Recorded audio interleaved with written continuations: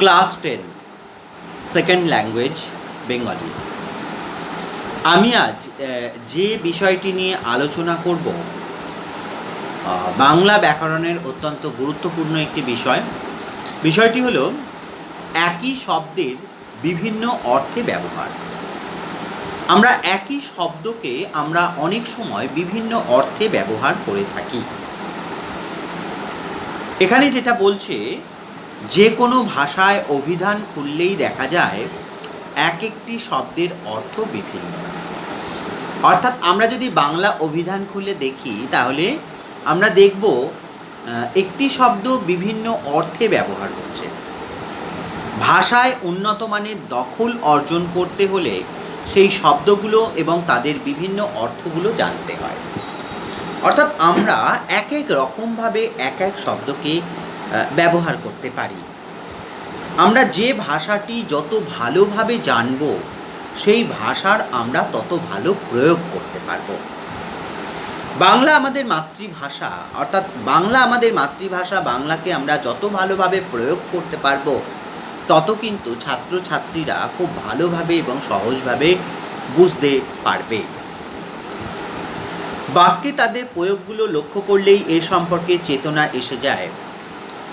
যেমন এখানে বিভিন্ন অর্থে আমি ব্যবহার করব ভাষাগুলোকে, তোমরা একটু ঠিক আছে লক্ষ্য করো, ঠিক আছে, বা তোমরা একটু শোনো, তাহলেই তোমরা বুঝতে পারবে। আমি প্রথম আলোচনা করব কথা। কথা শব্দ নিয়ে। তাহলে কথা একটি শব্দ। তাহলে কথাকে আমরা কিভাবে ব্যবহার করতে পারি না, আমরা প্রথম বাক্যে ব্যবহার করি। বাক্য কি না, কতগুলি শব্দ মিলে বাক্য তৈরি হয়।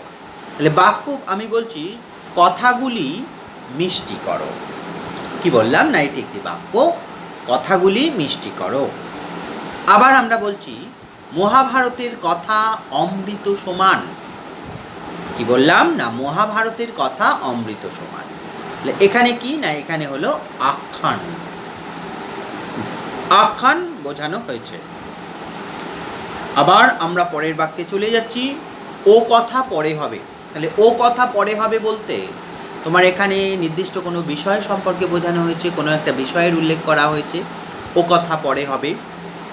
আবার ভুল হলে কোনো কথা শুনবো না। ভুল হলে কোনো কথা শুনবো না মানে কি, মানে ওজো। দেশের কথায় আসা যাক, দেশের কথায় আসা যাক, মানে প্রসঙ্গ, দেশের প্রসঙ্গে আসা যাক, দেশের কথায় আসা যাক। আবার আমরা একটা শব্দে যাচ্ছি, যেমন তার সঙ্গে কথা হলো। তার সঙ্গে কথা হলো, কথা হলো বলতে কি, আলাপ হলো, আলাপ। তার সঙ্গে আলাপ হলো বা তার সঙ্গে কথা হলো। কথায় বলে চোরে না শোনে ধর্মের কাহিনী। কি বললাম না, কথায় বলে চোরে না শোনে ধর্মের কাহিনী।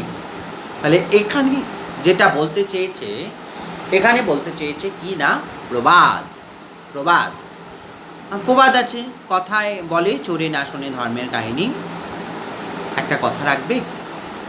কি বললাম না, একটা কথা রাখবে, অর্থাৎ অনুরোধ করা হচ্ছে। তো এরকম তোমরা একই শব্দ দিয়ে দেখবে অনেক রকম তোমরা কথা বলো।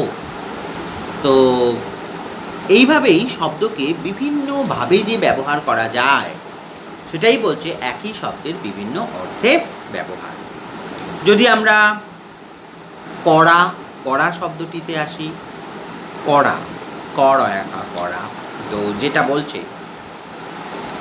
নিজ নিজ কাজ করো, অর্থাৎ সম্পাদন করা।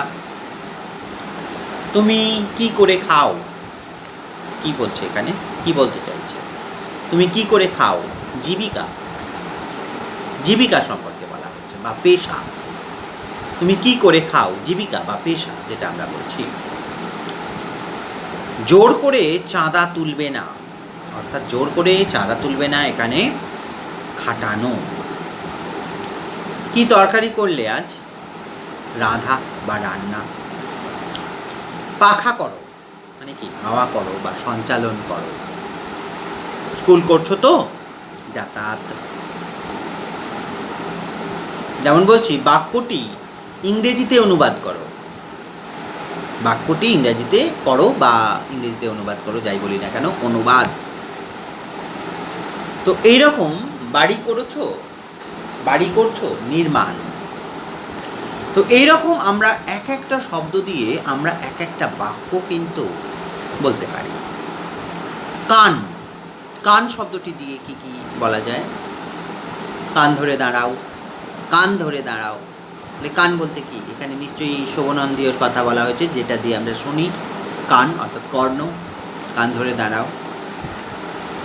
গানখানি শুনে কান জুড়িয়ে গেল। তাহলে গানখানি শুনে কান জুড়িয়ে গেল। কান কি জুড়ায়? কান জুড়ায় না। তাহলে কি জুড়ায়? না মন জুড়ায়, তাই তো। এই কান বলতে এখানে মনকে বোঝানো হয়েছে। আমার কথা ও কানেই তুলল না।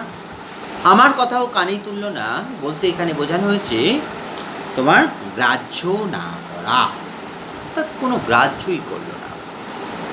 তোমার আমার কথা তোমার কানে যাচ্ছে না, অবহেলা করা। ওর কথায় কান দিও না, গুরুত্ব না দেয়া। ওর কথায় কান দিও না, এখানে বলছে গুরুত্ব না দেয়া।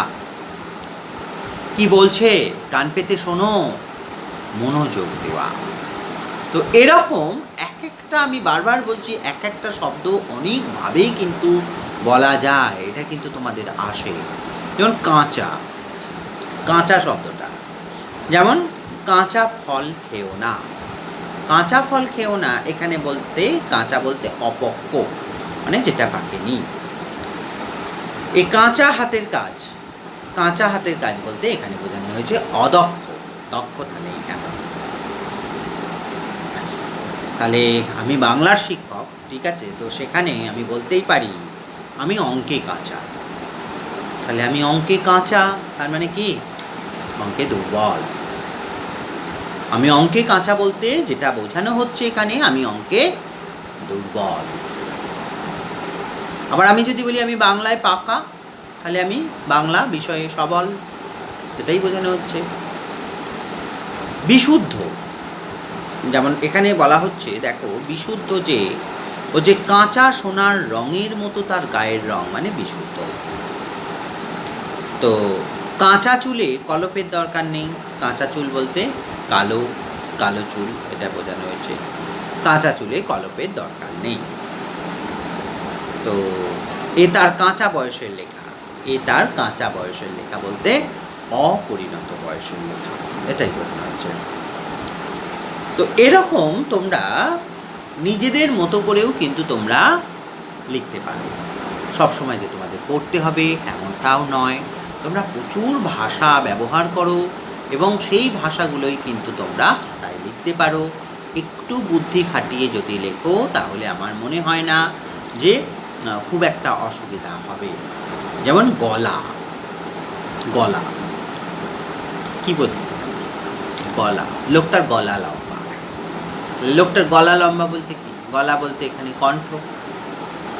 আচ্ছা, লোকটার গানের গলা ভালো নয়। গানের গলা ভালো নয় বলতে গানের গলা কি? স্বর। আচ্ছা, মেয়েটির গলা আছে। মেয়েটির গলা আছে বলতে আওয়াজ, চিৎকার করার ক্ষমতা আছে। এরপরে যেমন আমরা বলছি বরফ গলতে শুরু করেছে। বরফ গলতে শুরু করেছে বলতে তোমার গলে যাওয়া। আচ্ছা, ফোঁড়াটা গলে গেছে। ফোঁড়াটা গলে গেছে বলতে ফাটা, ফোঁড়াটা ফেটে গেছে। তো এরকমভাবে, তো এর পরের শব্দ যেমন আমরা বলছি চোখ। চোখ, চোখে পোকা ঢুকেছে, তাহলে চোখ বলতে এখানে চক্ষু। ব্যাপারটাকে খারাপ চোখে দেখো না। তাহলে কি বলা হলো? না, ব্যাপারটাকে খারাপ চোখে দেখো না, অর্থাৎ খারাপ চোখে দেখো না বলতে এখানে নজর। পরের জিনিসে চোখ দিও না। পরের জিনিসে চোখ দিও না বলতে এখানে যেটা বোঝানো হয়েছে লোভ। বিষয়টার দিকে চোখ রাখো, সজাগ দৃষ্টি। যতদূর চোখ গেল দেখলাম শুধু জল আর জল, এখানেও বলছে দৃষ্টি। এরপর আসছি আমরা যেগুলো আসে পড়া।